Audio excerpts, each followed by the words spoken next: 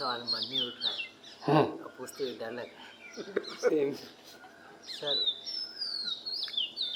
आप कई बार बोलते बुद्ध के बारे में, तो जैसे सर बुद्ध का जो पूरा जीवन है वो हमने इतिहास उसमें पढ़ा है, अभी तक बुक्स में पढ़ते हैं। उससे पहले सर बुद्ध के जन्म से पहले ऐसा हुआ था कि कोई ज्योतिष आके उनके पिताजी से बोले थे कि मतलब इस घर में ऐसा बच्चा पैदा होगा और वो या तो सन्यासी बनेगा। अब सर सवाल ये है कि ये पहले से अगर डिसाइड है समय में कि बुद्ध होंगे और ये होंगे, तो फिर 50 ज्योतिषी आए होंगे। बुद्ध के पिता सम्राट थे। देश भर के ज्योतिषी उनके महल के चक्कर लगाते होंगे।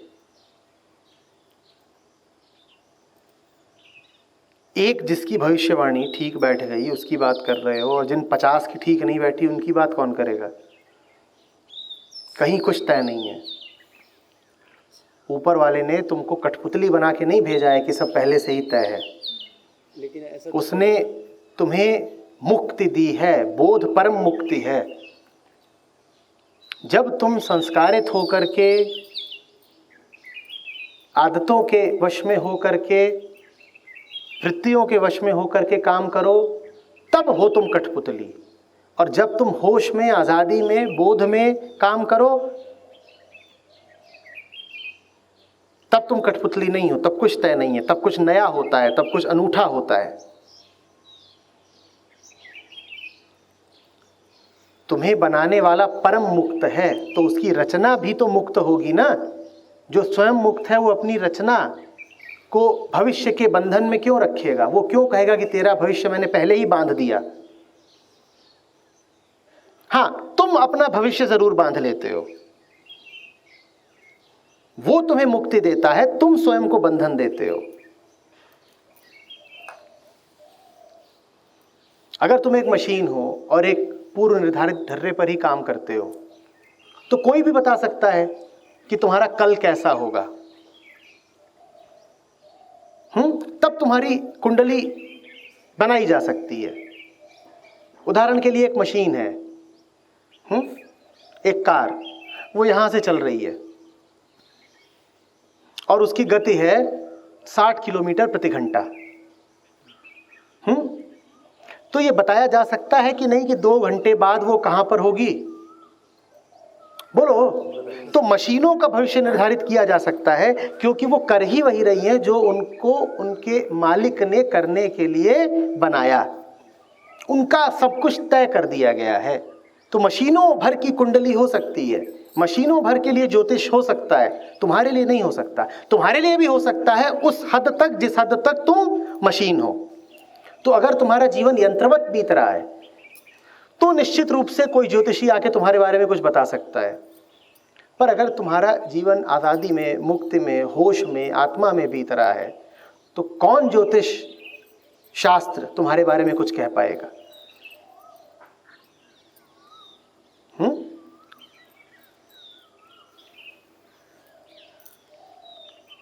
बुद्ध जो कर रहे हैं वो सर्वथा नया है, अनूठा है। यदि नया है तो पहले से ही किसी को कैसे पता चलेगा?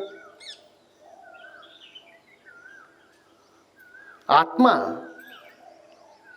चिर यौवना है, वो सदा नूतन है। जब वो लगातार नई है तो कोई उसका पता पहले से कैसे लगा लेगा? यदि तुम आत्मा में जीते हो तो तुम्हारा कुछ पता नहीं लगाया जा सकता। तुम अननुमेय हो जाते हो, कोई तुम्हारे बारे में कुछ भी विश्वास के साथ नहीं कह पाएगा। तुम न्यारे हो जाओगे, तुम अनूठे हो जाओगे, तुम अप्रत्याशित हो जाओगे। तुम्हारा भविष्य अब कोई ढर्रा नहीं रहेगा। तुम कुछ ऐसा कभी भी कर गुजरोगे जिसका कभी किसी ने कोई अनुमान न लगाया होगा। तुम अपेक्षातीत हो जाओगे। अब कोई ज्योतिषी तुम्हारे बारे में कैसे कुछ बता देगा? अनुमान सिर्फ उन चीजों का लगाया जा सकता है जो अनुमान के दायरे में आती हों। यंत्रों का अनुमान लगता है, गणित का अनुमान लगता है, विज्ञान की हद में जो कुछ आता है उसका अनुमान लगता है। आत्मा का अनुमान कैसे लगा लोगे? परमात्मा स्वयं विराजमान है तुम में आत्मा के रूप में, और वो परम मुक्त है, उसके बारे में कुछ कहा नहीं जा सकता। रहीमन बात अगम्य की कहत सुनत की नाय, जे जानत ते कहत नाई, कहत ते जानत नाई। वो अगम्य है, कोई उसमें प्रवेश नहीं कर सकता, उसके बारे में कुछ कह नहीं सकता कोई। कहत सुनत की नाय, तो कौन से ज्योतिषी हैं जो आकर के अगम्य की बात बता देंगे। लेकिन फिर कहता हूं, अब तुमने तय ही कर रखा हो कि मुझे पूरा जीवन रीति रिवाजों में ही बिताना है, संस्कारों में ही बिताना है, परंपराओं में ही बिताना है, तो फिर तो कोई भी ज्योतिषी आके बता देगा, हाँ जी ये लड़का पैदा हुआ है, 22 साल तक पढ़ेगा, 25 में विवाह करेगा, 28 में बच्चा पैदा करेगा। अब तो बताया ही जा सकता है। और खेद की बात यह है कि हम में से अधिकांश लोग ढर्रों में ही जीते हैं। चूंकि हम ढर्रों में जीते हैं, इसीलिए हमारा भविष्य बताने के लिए किसी ज्योतिषी की भी जरूरत नहीं है। कोई राह चलता भी तुम्हारी शक्ल देख के बता देगा कि तुम्हारा चल क्या रहा है। 22 तक पढ़ाई, 25 में सगाई, फिर विदाई, फिर दनादन पिटाई। ज्योतिषी चाहिए ही क्यों? कोई भी बता देगा कि तुम्हारा होने क्या वाला है। तुमने तय तो कर रखा है। तुमने जब स्वयं ही तय कर रखा है कि वही सब कुछ करना है जो पूरा जमाना कर रहा है, तो फिर पता ही है कि तुम्हारा क्या अंजाम होना है। तब तो तुम्हारी कुंडली पहले ही तय है, कोई ज्योतिष शास्त्र चाहिए ही नहीं। पर अगर बुद्ध की तरह जियो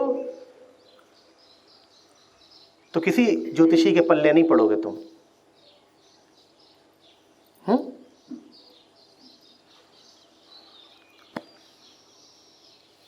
सर जब कुछ तय ही नहीं है तो ऐसा क्यों लिखा है गीता में कि मतलब जो कुछ सब कुछ लिखा हुआ है? ऐसा क्यों? कहाँ लिखा है गीता में? ऐसा किसी से कहा है? किसने कहा है? हैं? गीता में कृष्ण ने क्या कहा है ये तुम्हें नहीं पता, पर किसी ने क्या कहा ये तुम्हें पता है। तुम देख लो कि तुम महत्व किसको देते हो, कृष्ण को या किसी को। तुम्हें अगर कृष्ण से मतलब होता तो तुमने क्या पढ़ी होती? गीता। पर तुम्हें कृष्ण से कोई मतलब नहीं, तो गीता तो तुम पढ़ते नहीं। तुम क्या पढ़ रहे हो? जो किसी ने कहा है। तो जाओ किसी के पास और उससे कहो कि भाई मेरा जीवन चला। कृष्ण से तुम्हें मतलब हो यदि, तो सीधे किसके पास जाओगे? गीता के पास जाओगे, कृष्ण के पास जाओगे। वहां तो तुम जाते नहीं, किसी के पास जाते हो।